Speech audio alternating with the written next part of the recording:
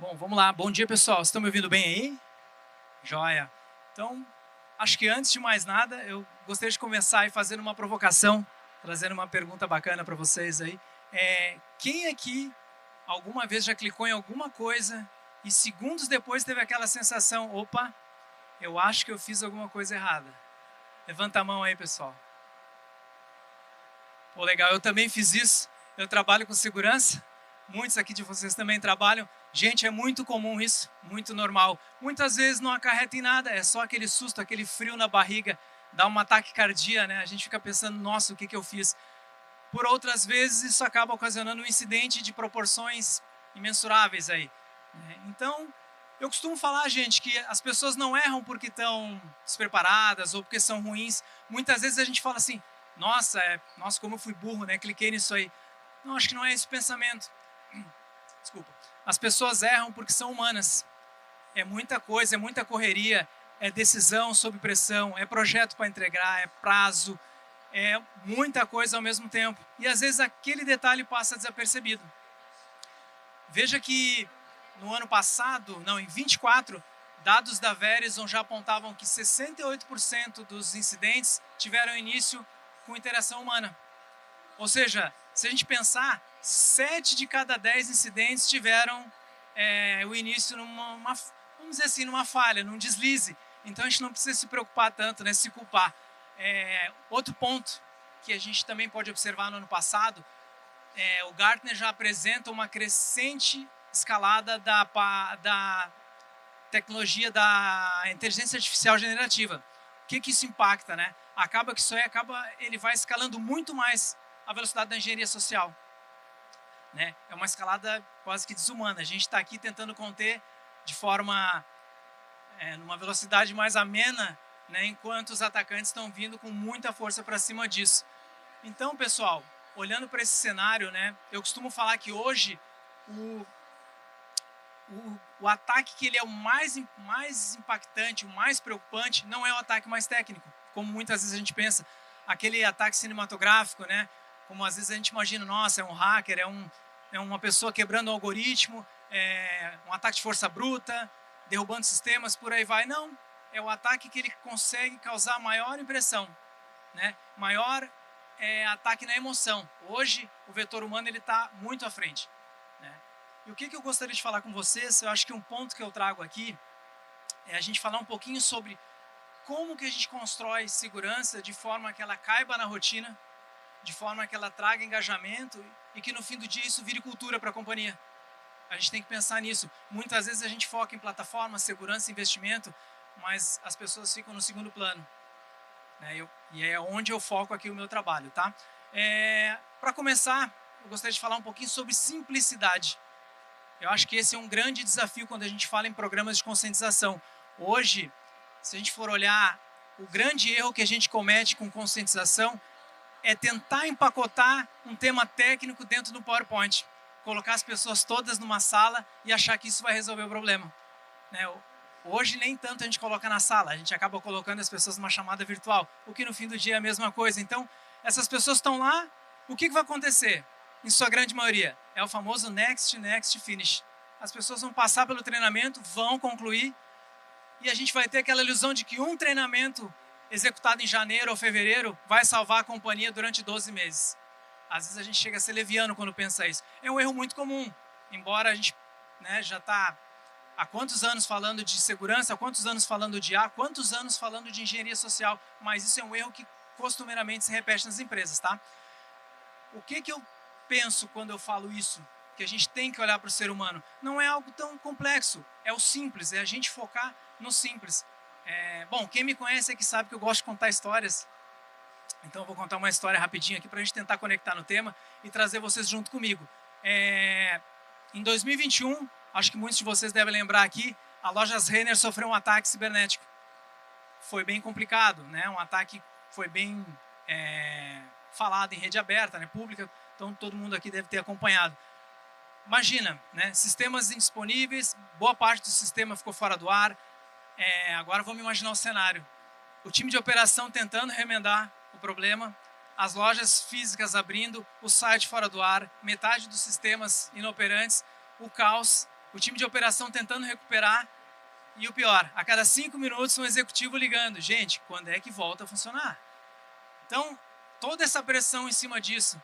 E onde é que eu quero chegar? No final do dia, não adianta a gente ter uma política de segurança da informação com 10, com 20, com 30 páginas. Não adianta ter um arcabouço de todos os procedimentos documentados, se o que interessa é cada um saber o seu papel, cada um saber o que tem que ser feito. Eu preciso que no fim do dia, alguém naquele momento soubesse quem cuida dos servidores, quem cuida do backup, quem comunica o mercado, quem que restaura o sistema, quem que acalma os ânimos dos executivos. Então tem tudo isso. Não basta ter toda aquela política, toda aquela documentação. E, gente, eu não estou desabonando o programa de governança. Eu sou de governança. E eu acho que é super importante a gente ter processo. Mas onde eu estou batendo? A gente tem que estar focado no simples. O que eu quero dizer? No final do dia, fazendo uma analogia, imagina que eu estou num carro em chamas. Adianta alguém me entregar um manual de mecânica avançada com 300 páginas, botar no meu colo para eu ter que procurar no índice o maldito botão que destranca a porta para eu sair correndo? É sobre isso, é sobre a gente ser simples e objetivo. A pessoa que está trancada no carro em chamas, ela quer simplesmente saber como que eu saio daqui. E não importa, eu não vou ler, eu estou apavorado. Então, quando eu falo em simplicidade, fazendo uma analogia entre a Renner e o exemplo que eu trouxe, eu estou querendo dizer que a segurança deveria ser um botão vermelho com um alerta amarelo no meio piscando, de fácil acesso. Todo mundo deveria saber. Então, no fim do dia, a simplicidade é o que encaixa. Mas tem um ponto de atenção muito importante. Às vezes a gente confunde, e eu já vi muito acontecer em companhias, o ser raso com o ser simples. Esse é um ponto de atenção. O que eu quero dizer com isso? Ser simples, gente, é ser objetivo. Vou trazer um exemplo rápido, né? Quando a gente fala em ser raso, imagina que eu vou lá e colo um adesivo no monitor do colaborador dizendo: não clique em link suspenso. Ou eu faço...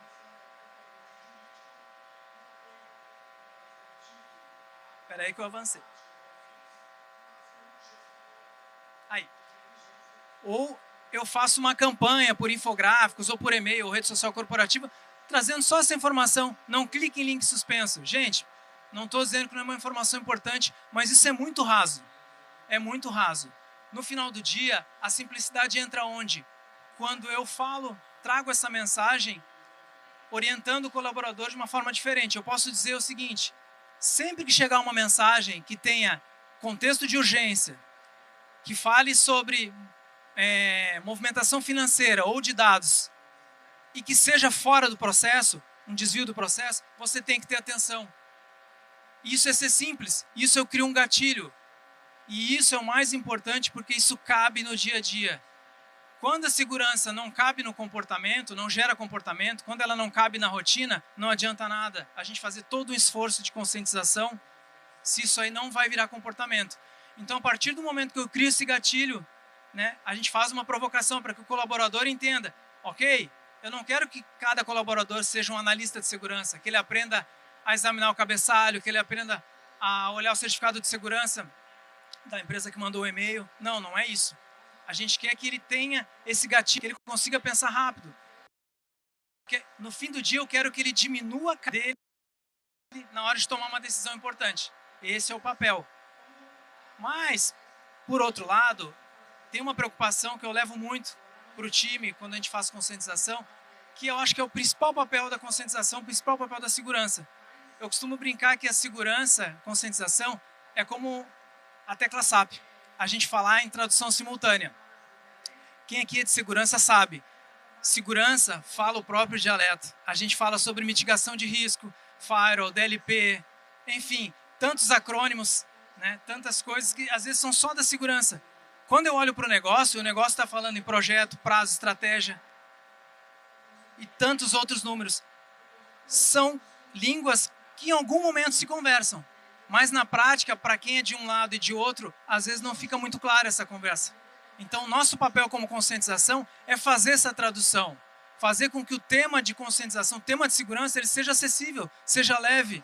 Então, volta lá no que eu falei no começo. Eu não posso ter uma documentação pesada e exigir que as pessoas entendam isso. Eu tenho que levar esse tema de uma forma muito simples, muito objetiva. Então, quando a gente fala em tradução, é isso. Eu conseguir fazer com que o negócio entenda a segurança e que a segurança passe a fazer parte do negócio. Que a gente pare de ser aquele time do bloco, aquele time do não. Muitas vezes a segurança é vista como, nossa, é o pessoal que bloqueia, nunca consigo fazer nada. Pô, se chamar segurança, eles vão bloquear. É assim que a gente é visto hoje. Quem é analista aqui sabe do que eu estou falando. A gente chega numa sala, o pessoal sai por outra porta.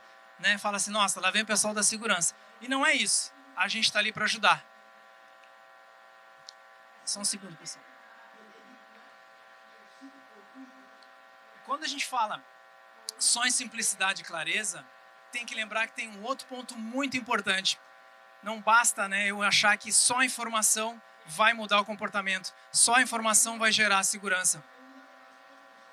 Tem um ponto muito interessante, que é o segundo desafio que eu vejo na conscientização, que é o engajamento. Muitas vezes a gente é simples, é claro, sabe o que tem que falar, sabe como falar, mas não engaja. Esse é o ponto. Quando a gente fala de engajamento, a gente tem que entender que cada companhia tem o seu ritmo, cada companhia tem o seu público, tem os seus nichos, os seus silos. O pessoal do jurídico fala uma língua, o pessoal do financeiro fala outra língua, o pessoal de TI fala outra língua. Cada um tem as suas correrias, cada um tem os seus processos, cada um tem as suas prioridades. E o pior, cada um tem o seu ritmo. Qual que é a pergunta que a gente tem que fazer quando a gente pensa em engajamento? Com quem que eu estou falando? Com quem que eu vou falar? Para quem que eu vou comunicar? E quando a gente fala sobre isso, a gente tem que olhar, mapear e entender 3 pontos principais. Primeiro deles, o que eu vou comunicar? Quando que eu vou comunicar? E qual que é o canal que eu vou comunicar? O que eu quero dizer com isso, gente? Se eu olhar para o ambiente que eu estou hoje lá, eu tenho pessoas que gostam de conteúdo rápido, né? O pessoal mais jovem gosta de TikTok, gosta de Reels, gosta de Shorts do YouTube. Tem um outro pessoal que gosta de um conteúdo mais divertido, gosta de ver meme. Tem um pessoal que, assim como eu sou mais visual, eu gosto de um material infográfico. Tem um pessoal que gosta de uma leitura, um newsletter, um e-mail. Então, esse é o ponto do engajamento. Eu não posso achar que falar de segurança, eu vou criar um PowerPoint ou vou criar um infográfico e todo mundo vai aceitar esse material. Não vai funcionar. Todo mundo é ser humano, cada um tem a sua preferência, cada um tem o seu gosto, cada um pensa de um jeito. Aí vocês vão me dizer, poxa, a gente vai acabar virando uma companhia de marketing. Não, não é isso. Minimamente a gente entender quem são os nichos, quem são as formas, né, para quem a gente está falando e qual o canal mais inteligente para a gente levar esse tema. Quando a gente fala sobre engajamento, eu entendo que no fim do dia eu preciso que a segurança caiba dentro do trabalho dessas pessoas. Assim eu vou conseguir engajamento. Quando a pessoa que está sendo atingida, ela entende valor nisso. Ela consegue entender, nossa, isso correlaciona com o meu trabalho. Eu vou contar uma outra história rapidinho aqui para a gente conectar com o tema. Em 2016, teve um vazamento bem grande de dados da Uber. Alguns aqui devem lembrar. Foi um vazamento bem grande. Mas, ao contrário do que alguns estão pensando, é a primeira coisa que a gente pensa, nossa, vazamento de dados. Ah, teve site foi hackeado, a plataforma foi hackeada, nossa, teve alguma coisa muito grande. Não. Ao contrário do que a gente imagina, foi muito mais simples. Não teve um empenho tão grande de se ficar quebrando algoritmo, não teve nada disso. O problema foi quando foi encontrado dentro de um código da aplicação uma chave de acesso em texto aberto. Né? Resumindo, para quem não é da área, tinha lá dentro, para quem é desenvolvedor, eu vi que o amigo ali balançou a cabeça. Então, para quem é desenvolvedor sabe o que eu estou falando. Para quem não é como a gente deixar a chave de casa debaixo do tapete e deixar o bilhete na porta. A chave está debaixo do tapete. Em resumo, é isso. Então, gente, o código estava lá. Mas acho que é legal a gente fazer uma análise, né? Quem sou eu para analisar o contexto? Mas onde é que eu quero chegar? No fim, a questão toda é decisão. Imagina que esse desenvolvedor estava lá numa sexta-feira, 3 horas da tarde, e precisava entregar o código, botar em produção. Pensa, ele precisava fazer um acesso ao cofre para mudar a chave, mas o acesso ao cofre ele tem que fazer um chamado. Para abrir o chamado vai cair no time de TI, o time de TI vai passar para o time de segurança, tem o SLA de um time, o SLA de outro, e lá se vão 3, 4 dias, o prazo dele estoura na sexta, o que ele fez? Ele atalhou o caminho, gente. Ele foi lá e chumbou a chave lá dentro. E vida que segue. Eu não vou condenar ele. E eu não estou aqui para isso. O que eu quero trazer aqui é que ele teve que tomar uma decisão naquele momento. E essa decisão, ele usou um atalho. Ele atalhou o caminho. Ele atalhou a segurança. E onde é que eu quero chegar com isso? Toda vez que a gente faz um atalho, a gente abre uma brecha. A gente dá uma oportunidade para a engenharia social chegar. É aí que a gente explora, a engenharia social explora a brecha. Ou seja, ele criou um atalho. Às vezes a gente hackeia a gente mesmo, a gente joga contra. Então, por isso que eu falo, eu não julgo a ação dele, mas entendam que todo desvio vai gerar um risco. Se a gente segue o caminho correto, às vezes já é perigoso, quem dirá fazendo atalhos. Então, voltando ao que eu estava falando do engajamento, se a gente não consegue engajar as pessoas de modo que a segurança se encaixe no trabalho delas, o atalho vai ser sempre o melhor caminho. Esse é o ponto. Quando a gente olha para o atalho, a gente está vendo isso. Então, essa é uma grande dificuldade. A gente entender que no fim do dia, a pessoa que está sendo treinada, que está sendo conscientizada, treinar eu não gosto desse termo, né? Que está sendo conscientizada, ela tem que entender a importância da segurança no dia a dia, a importância da segurança para a operação e como que aquilo encaixa dentro do trabalho. Porque a pergunta que o colaborador vai fazer sempre, depois de uma sessão de conscientização, um treinamento, um workshop, ele vai dizer, tá, e o que eu faço com isso? Onde isso se encaixa no meu dia a dia? Se eu não tiver essa resposta para ele, ou melhor, se essa resposta não tiver clara para ele, nada do que a gente fez para trás adiantou. A gente perdeu tempo. Né? A gente entrou naquele ritmo lá do início, onde é o next, next, finish. Ou seja, ele fez porque tinha que fazer e não aprendeu nada. Ou seja, a gente tem que se ater a criar hábitos, a mudar comportamento. E isso impacta na cultura. Quando eu falo sobre mudar comportamento, engenharia social, tem uma frase bem bacana, né, uma fala bacana do Kevin Mitnick. Para quem não conhece, ele é um dos maiores nomes aí quando a gente fala em engenharia social. Ele dizia que eu nunca hackeio sistemas, eu hackeio as pessoas. O que eu estou trazendo aqui, gente, é que a tecnologia ela é o meio. O fim é sempre a emoção, é sempre as pessoas. O fim está sempre nas pessoas. Então, por mais que a gente faça um investimento absurdo num DLP, num XDR, num antivírus, porque a gente tem todo o ecossistema de segurança, no final das contas, quem aperta o botão é uma pessoa. E eu não estou falando do usuário comum, como muitas vezes eu passo em programas de conscientização, o que eu ouço sempre? Ah, mas o problema é o usuário. Nem sempre, nem sempre. Não adianta eu ter uma ferramenta de segurança de última geração se o analista que vai fazer as configurações dessa ferramenta, ele não está treinado, ele não está conscientizado da importância. Ele vai ali e deixa a configuração padrão, não resolve nada, gente. Não resolve nada. Conscientizar, eu brinco que vai do P ao P, do porteiro ao presidente. Todo mundo tem que ser conscientizado. Não é porque eu sou analista de segurança da informação que eu não preciso disso. Pelo contrário, eu preciso mais do que o usuário da ponta. O usuário da ponta ele tem um privilégio muito menor que o meu. O acesso dele é muito limitado, mas ele vai cometer um deslize. Eu tenho um acesso muito privilegiado. O meu deslize é muito maior.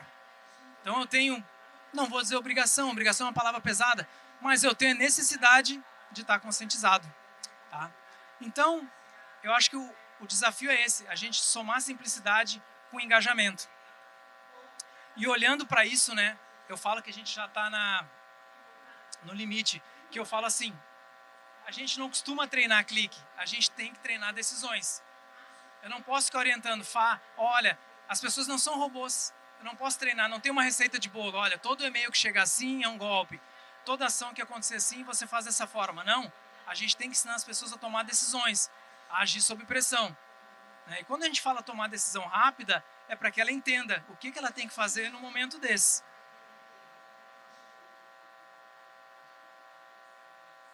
Agora, quando a gente olha para a era da IA, né, se fala muito em IA para cá, IA para lá, eu brinco que a gente está na era da IA, mas não é de hoje, já tem algum tempo. O que a IA mudou em relação à conscientização, em relação aos golpes digitais? Duas coisas, principalmente. Velocidade, né, qualidade e escala. Por que escala? Hoje é muito simples um atacante, para não falar criminoso, ele montar um golpe que atinja muitas pessoas. Hoje, com N ferramentas de IA generativa, inclusive com ferramentas de programação, não vou dizer um leigo, mas uma pessoa com pouco conhecimento consegue montar um golpe, consegue criar uma plataforma, um site, disparar um phishing para um volume absurdo. Então a escala é muito alta. E entra um outro problema, a qualidade. A qualidade dos golpes, gente, chegou num nível, num refino. Hoje eu não consigo mais olhar para uma imagem e de bate-pronto dizer aquilo é foto ou aquilo é IA. E olha que a gente lida com IA todo dia, lida com imagem, mas a gente que lida com isso já acha difícil. Imagina quem não lida. Então, somando a escala com a qualidade, acaba que o golpe fica cada vez mais difícil de ser identificado. Então, o que eu quero dizer? Não basta a gente ter regra. Aquela regra que a gente ensinava lá atrás, né? Eu não vou entregar a minha idade, mas a gente falava lá no começo, olha, o golpe quando vem, ele vem com erro de português. Né? As imagens são ruins. Gente, eu sou do tempo que o phishing do Bradesco chegava com a cor errada, não era vermelho, mas eu não vou entregar a minha idade, né? O phishing do Itaú não chegava com o logo cor de laranja. Isso é ridículo. Hoje, gente, a gente recebe mensagens do Itaú que não são do Itaú, que a gente fica na dúvida.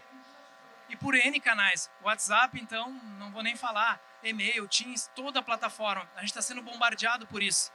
Então, como que a gente vai fazer para conter isso? Não adianta eu querer treinar todo o meu time, uma pessoa de finanças, uma pessoa de pessoas de cultura, de qualquer outra área que não seja segurança ou TI, querer que essa pessoa vire um especialista, né? Um analista de segurança sênior, ou uma que vá lá e consiga dizer, não, isso aqui é um deepfake, isso aqui é um phishing. Não, isso não vai funcionar. Não funciona. O que a gente tem que orientar, e eu volto a repetir, estou sendo muito chato, é sobre a gente ensinar as pessoas a tomarem decisões. Ou seja, se aquilo está estranho, não avança. Identifica, teve urgência, pediu dinheiro, pediu dados, fugiu do processo, trata com o remetente por outro canal. Vou dar um exemplo. Imagina que alguém de vocês recebeu uma mensagem de um coordenador, de um supervisor, de um diretor, dizendo, olha, preciso que resolva isso aqui para mim, rapidinho, tem que ser agora, mas não fala para ninguém. Consegue resolver para mim?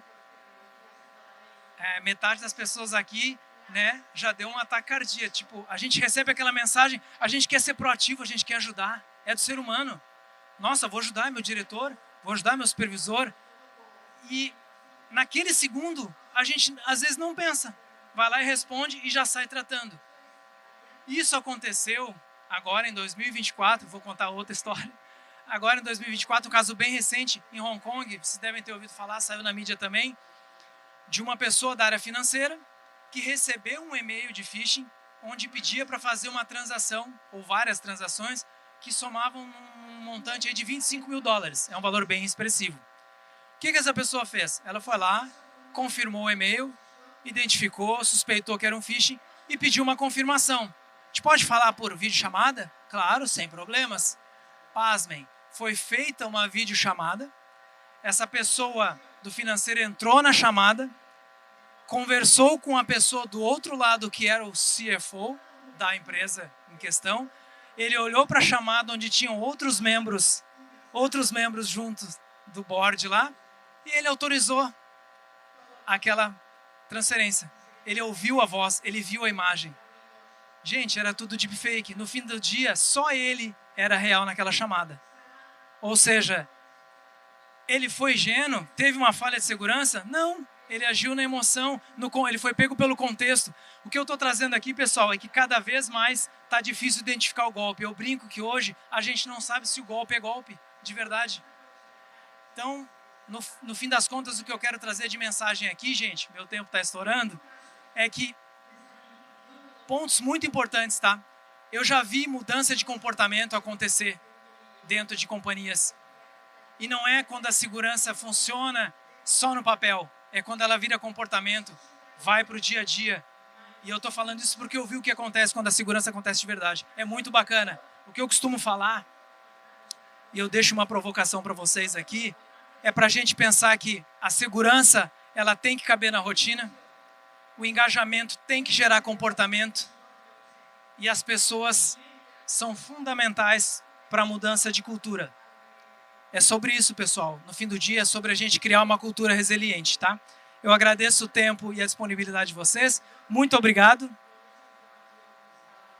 Eu vou deixar um QR Code aqui.